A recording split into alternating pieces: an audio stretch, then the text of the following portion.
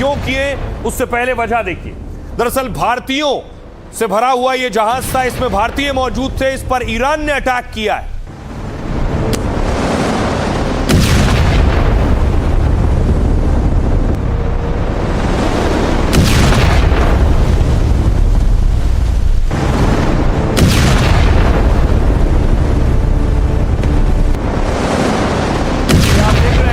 दावा यह है कि साइप्रस का जहाज था, साइप्रस के जहाज में भारतीय क्रू था, भारतीय सवार थे, उस जहाज को ईरान ने टारगेट किया है। एक भारतीय लापता बताया जा रहा है। आपको बताऊं कि आखिर कहां पर, किस जगह पर वो भारतीय जिस जहाज पर सवार थे वो दरअसल सोहार बंदरगाह, ओमान का सोहार बंदरगाह से जहाज जा रहा था, इसे जेबेल अली पोर्ट पहुंचना था, लेकिन बीच में देखिए हॉर्मूज में ये मुसंदम प्रांत है ओमान का, यहां पर इस पर अटैक हुआ है और इसमें 11 भारतीय जो इन्हें बचा लिया गया, एक भारतीय लापता बताया जा रहा है। देखिए यहां से चला था सोहार बंदरगाह से, मुसंदम प्रांत पर अटैक हुआ है और जेबेल अली पोर्ट पहुंचना था इसे। लेकिन सोचिए, भारतीय जिस जहाज पर सवार थे उस पर अटैक हुआ, इसके बाद ट्रंप ने, अमेरिका ने 140 ठिकानों पर ईरान के हमला कर दिया। यह अमेरिकी हमले की तस्वीर है। अमेरिका ने अपना F-35C उतार दिया।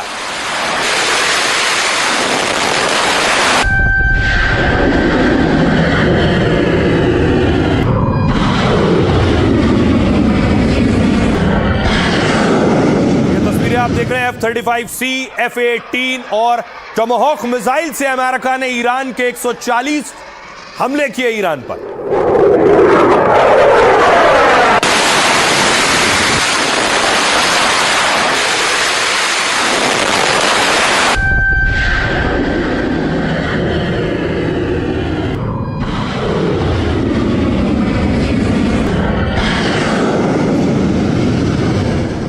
और ये अटैक अमेरिका ने किए हैं और अटैक सटीक निशाने पर ईरान में टारगेट हिट हुए। ये देख रहे हैं, ये अमेरिका ने तस्वीरें जारी की।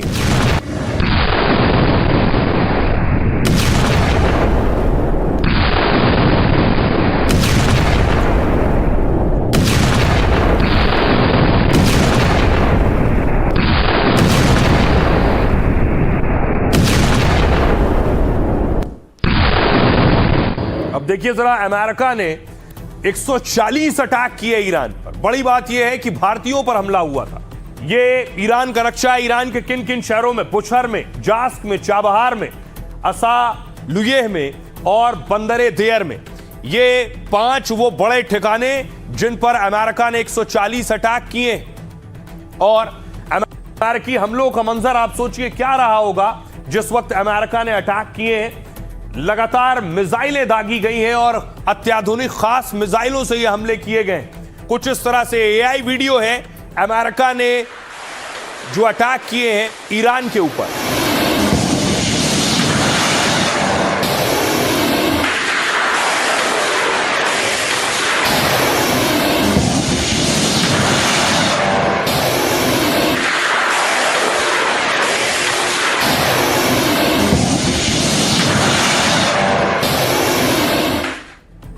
अब आइए आपको बताऊं कि आखिर अमेरिका ने ईरान पर हमला क्यों किया और ईरान ने भारतीय जिस जहाज पर थे उस पर अटैक क्यों किया।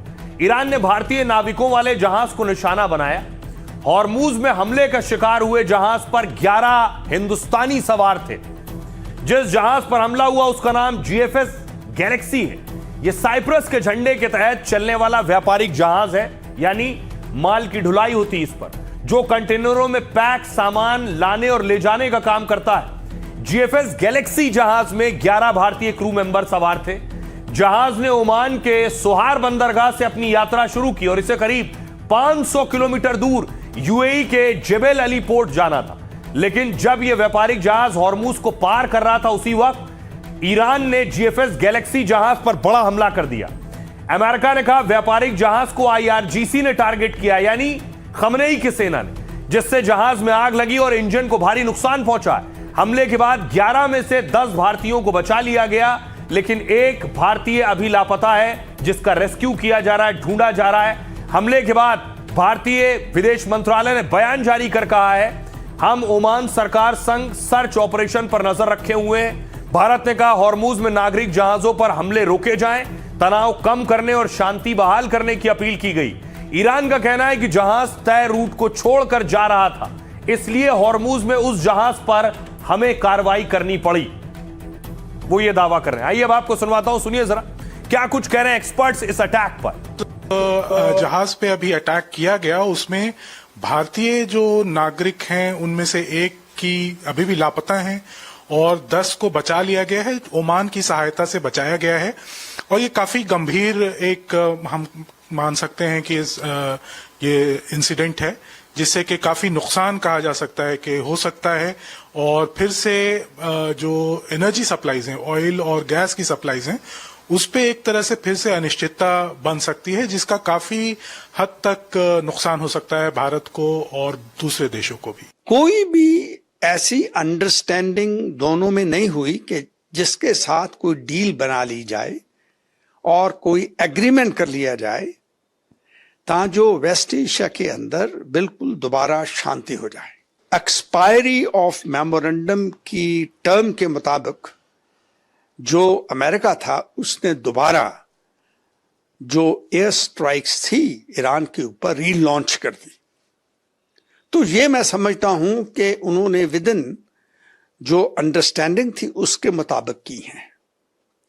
और ये भी देखने को आया है कि उनकी जो अभी पॉलिसी कुछ दिनों में, आने वाले दिनों में मुझे नजर आ रही है, वो ये है कि it will be tit for tat. अगर वो कहीं पे कोई अपना ड्रोन छोड़ते हैं इरानियंस, जहां कहीं भी अपनी मिसाइल मारते हैं, तो अमेरिका दोबारा उनके ऊपर मिलिट्री स्ट्राइक्स करेगा। अब बड़ी बात यह है कि अमेरिका ने 140 अटैक किए तो ईरान भी शांति से नहीं बैठा। जैसे ईरान ताक में हो कि अमेरिका कोई भी हमला करेगा हम बड़ा पलटवार करेंगे, और वही हुआ। ईरान दागनी शुरू की। ईरान ने जो अरब मुल्कों में अमेरिकी ठिकाने उस पर हमला करना शुरू किया।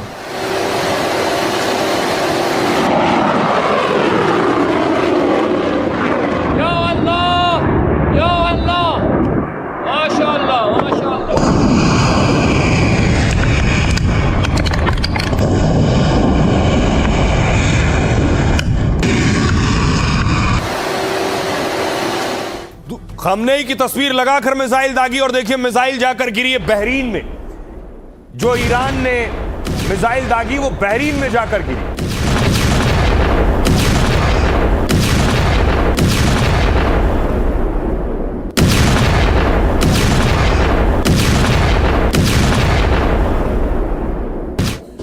न सिर्फ मिसाइल, ईरान ने अपने ड्रोन दागने शुरू किए। ये आप देख रहे हैं, रात के अंधेरे में ही ईरान ने अपने खास ड्रोन, ईरान की खासियत उसके खतरनाक ड्रोन है।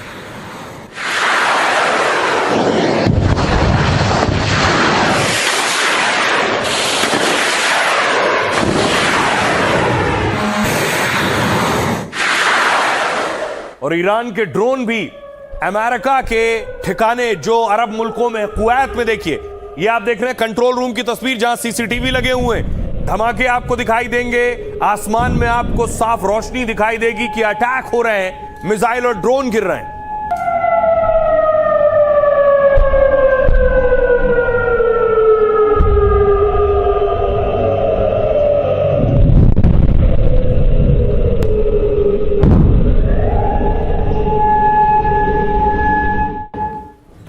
तो न सिर्फ बहरीन, कुवैत, बल्कि 5 अरब देशों को टारगेट किया है और खतरनाक मिसाइल, फतेह मिसाइल का भी इस्तेमाल किया है, खुर्रम शहर का भी इस्तेमाल किया है। ये बैलिस्टिक मिसाइल आप देख रहे हैं जो दागी है ईरान ने।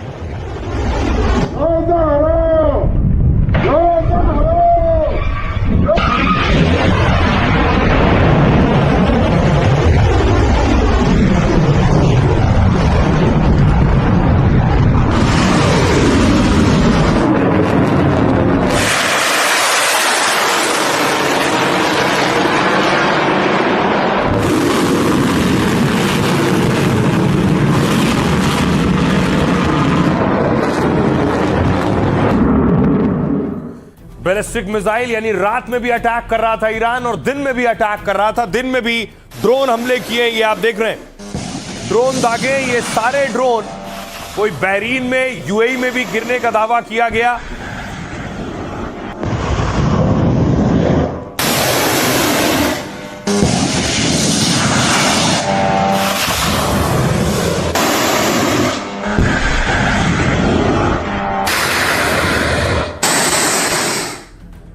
ईरान मानिए जैसा लग रहा है कि पहले से तैयारी करके बैठा था। इस अटैक के बाद जॉर्डन पर अटैक हुआ। आईआरजीसी ने प्रिंस हसन एयरबेस पर हमले का दावा किया। ईरान ने रविवार तड़के यहां 3 बैलिस्टिक मिसाइलें दागी। ईरान ने कहा इससे एयरबेस का कमांड एंड कंट्रोल सेंटर और MQ-9 ड्रोन रखने वाले हैंगर्स तबाह कर दिए गए। जॉर्डन की सरकारी समाचार एजेंसी पेट्रा के मुताबिक ईरान की तीनों मिसाइलें अलग अलग जगह गिरी हैं। इससे कोई मौत नहीं हुई है, केवल मामूली संपत्ति का नुकसान हुआ है। ईरान ने बहरीन को निशाना बनाया। ईरान ने अमेरिकी सैन्य ठिकानों को निशाना बनाया। यहां ईरान ने दावा किया कि उसने ड्रोन और मिसाइलें दागी हैं बहरीन में। दावे के मुताबिक अमेरिकी सैन्य संचार केंद्र टारगेट पर थे। बहरीन में अमेरिकी सैन्य अड्डे से धुआं उठता भी दिखाई दिया है। ईरान का तीसरा टारगेट ओमान। ईरान के हमलों की चपेट में ओमान भी आया। आईआरजीसी ने दावा किया कि उसने दुक्कम बंदरगाह पर अमेरिकी विमान वाहक पोतों के लॉजिस्टिक सपोर्ट सेंटर और ईंधन आपूर्ति ठिकानों पर बड़ा हमला किया है। ओमानी सरकार ने कहा कि मुसंदम में ड्रोन हमले हुए हैं और इसकी निंदा कर सुरक्षा के जरूरी कदम उठाने का दावा किया है। यूएई, ईरान ने दावा किया कि उसने मिसाइलें दागी है यूएई पर। हालांकि यूएई प्रशासन ने किसी भी हमले की पुष्टि नहीं की है। रक्षा मंत्रालय ने कहा हमारी सीमा में कोई मिसाइल नहीं आई। जिन मिसाइलों का पता चला वो देश की सीमा के बाहर थी। मंत्रालय ने दावा किया कि हमारा डिफेंस सिस्टम पूरी तरह से एक्टिव है। कुवैत भी निशाने पर था। यहां ईरान ने अमेरिकी रडार साइट को निशाना बनाया है। पैट्रियट एयर डिफेंस सिस्टम पर भी हमले की खबर है। हालांकि अमेरिका ने किसी नुकसान की पुष्टि नहीं की है। अगला टारगेट कतर था। जंग के बाद ट्रंप की रेटिंग में 12% कमी आई है। मतलब अमेरिका में ट्रंप की लोकप्रियता भी घटी है। आइए अब आपको सुनवाता हूं, सुनिए जरा क्या कुछ कह रहे हैं ईरानी सेना और एक्सपर्ट्स।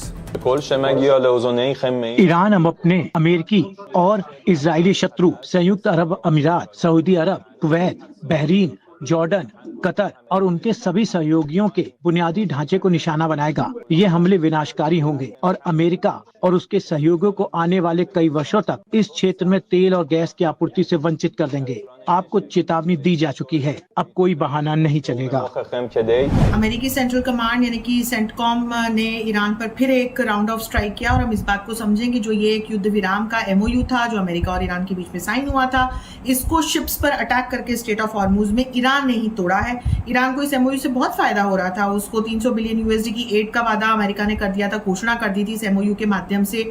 उस पर से सैंक्शंस लिफ्ट कर लिए गए थे, प्रॉक्सीज की बात की ही नहीं गई थी। हर तरह से ईरान को फायदा था। लेकिन ये जो IRGC है जो ईरान की हार्ड लाइन है वो नेगोशिएशंस में है और ये सारा टेररिज्म को पल्लवित पोषित करती है। तो IRGC चाहती ही नहीं है कि युद्ध की समाप्ति हो। हालांकि अब ईरान धीरे धीरे हमें बहुत एग्जॉस्टिव पोजीशन में जाता हुआ भी दिख रहा है।